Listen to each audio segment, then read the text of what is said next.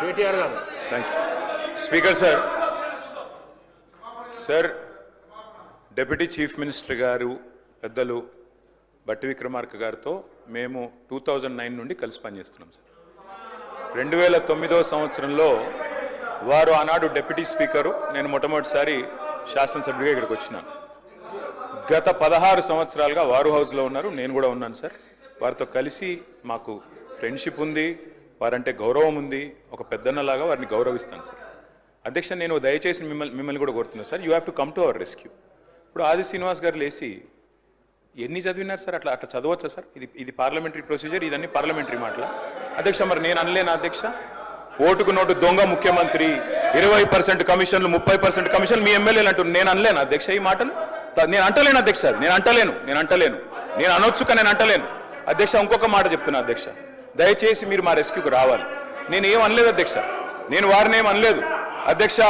నేనేమన్నాను అధ్యక్ష, జడ్చర్ల శాసనసభ్యులు అనిరుద్ధ్ రెడ్డి గారు 30% కమిషన్ అని మాట్లాడినారు, దాని మీద చర్య తీసుకోమని రెవెన్యూ మినిస్టర్ గారిని అడిగాను.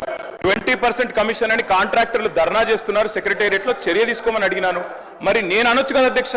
పిసిసి అధ్యక్ష పదవిని 50 కోట్లకు కొనుక్కున్నాడు రేవంత్ రెడ్డి అని చెప్పి కోమటిరెడ్డి వెంకటరెడ్డి అనొచ్చు కదా అధ్యక్ష? సాంశివరావు గారు.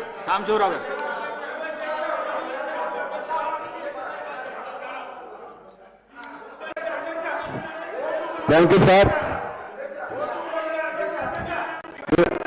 సార్ కొద్దిగా మీరందరూ కూర్చుంటే మాట్లాడతాను సార్. తీసుకోండి అధ్యక్ష. ఈరోజు ఈ సభ జరుగుతున్నటువంటి తీరు చాలా దురదృష్టకరంగా ఉంది.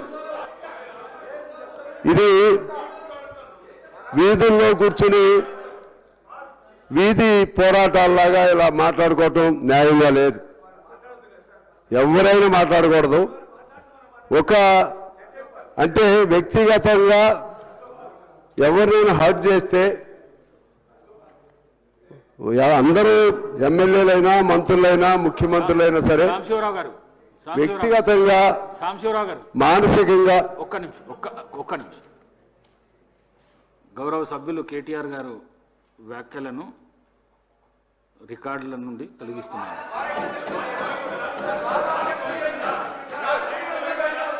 సాంశివరావు గారు.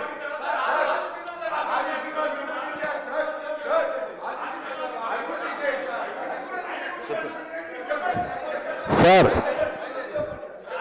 మనకి బయట రాజకీయ వేదికలు చాలా ఉంటాయి సార్. రాజకీయ వేదికల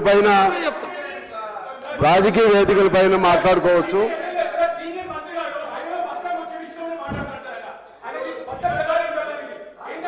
రాజకీయ వేదికల పైన మాట్లాడుకునే భాష. ఆది శ్రీనివాస్ మాట్లాడిన మాటలు ఏమైనా పరిశీలించి తప్పగా ఉంటే రికార్డుల నుంచి తొలగిస్తాను.